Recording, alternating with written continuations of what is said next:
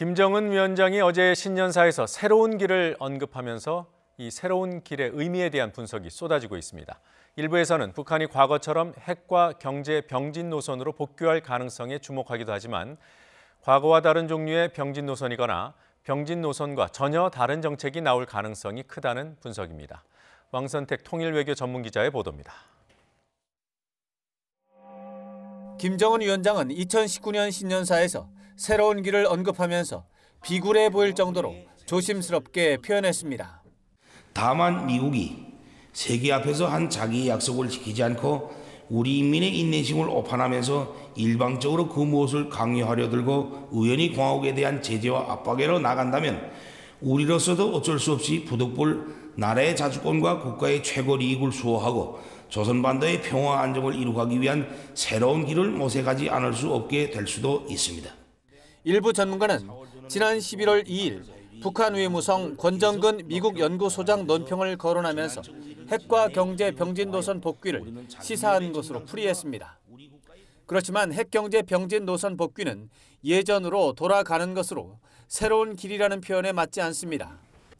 또 북한 논리에 따르더라도 이미 핵과 경제 병진 노선의 한 축인 국가 핵무력이 완성됐다고 선언했기 때문에 또다시 핵무력 완성을 목표로 제시할 수 없습니다. 권정근 소장도 경제 집중 노선에 다른 한 가지가 더 추가돼 병진이라는 말이 다시 태어날 수도 있다고 말해 핵무력 완성이 아닌 제3의 방안을 염두에 두고 있음을 시사했습니다.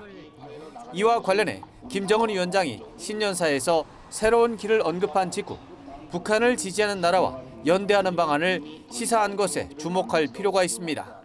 주변 나라들과 국제사회는 조선반도의 긍정적인 정세 발전을 주동하려는 우리의 성의 있는 입장과 노력을 지지하며 평화를 파괴하고 정의에 역행하는 온갖 행위와 도전들을 반대하여 투쟁하여야 할 것입니다. 이 발언은 미국에서 압박하는 태도로 일관할 경우 이른바 플랜 B, 즉 미국과 적대 관계를 유지하는 조건에서 중국이나 러시아 등의 도움을 받아 경제 발전을 추진하는 것을 구상하는 것으로 분석됩니다. 다만 김정은 위원장도 그런 시나리오는 또 다른 강대국인 중국과 러시아에 대해 저자세로 협력해야 하는 불편이 있기 때문에 미국과의 핵 담판을 강하게 선호한다는 입장을 신년사에서 충분하고 적극적으로 밝힌 것으로 평가됩니다. YTN 왕선택입니다.